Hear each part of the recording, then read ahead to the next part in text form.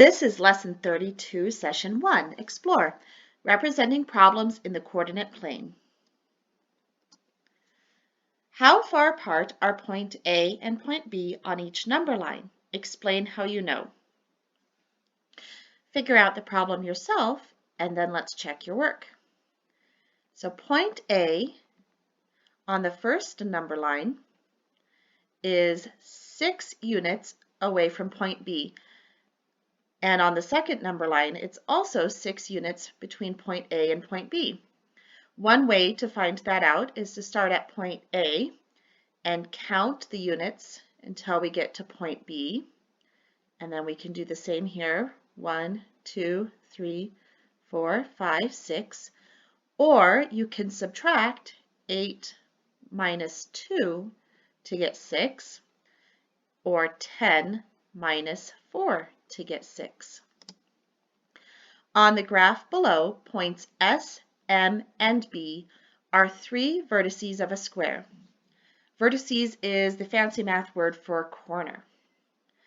Plot and label the fourth vertex, G, of the square. What are the X and Y coordinates of G? How do you know? Please pause the video and do the work in your workbook and then press play. So we know that every angle of a square is 90 degrees.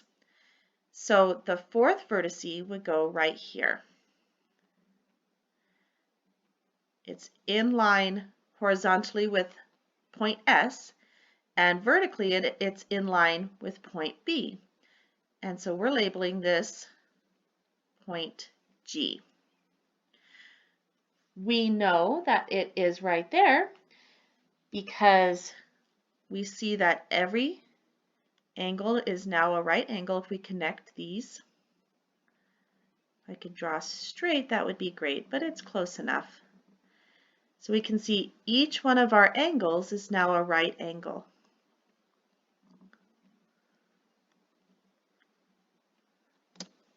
Number 1, this is at the top of page 660 in your workbook. Look back.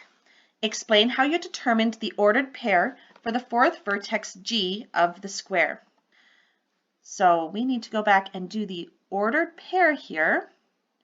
So we always do the x-axis first and then the y, over first and then up. So when we go over, G is on 8, so our first coordinate is 8. And then we go up, and G is up to the 5. So our ordered pair is 8, 5. We know that the ordered pair is 8, 5 because all sides of a square have the same length.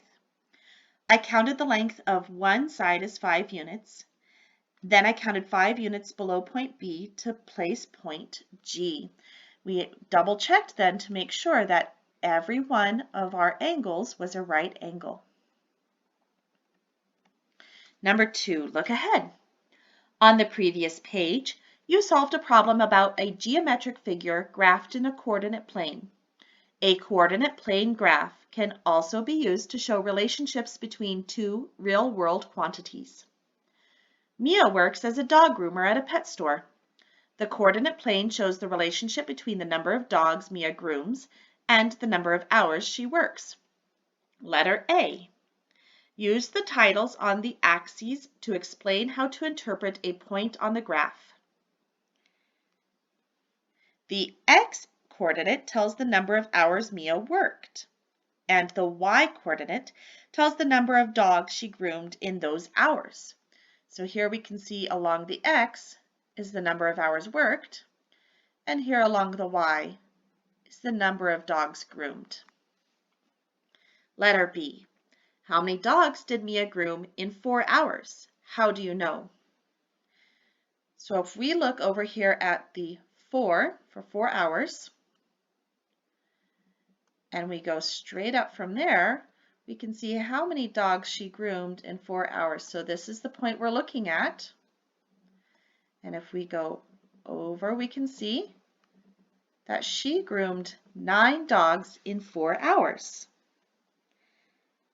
The y coordinate is at 8 for 8 dogs groomed. Letter C. What do the coordinates of the point located at 3, 6 represent in this situation? All right, I'm just going to get rid of my markings from the previous question. So 3, 6 is over 3, up 6. So we're looking at this point right here. And what does that point represent? This point represents that Mia worked for 3 hours. It's lined up with the 3. And in those 3 hours, she groomed 6 dogs.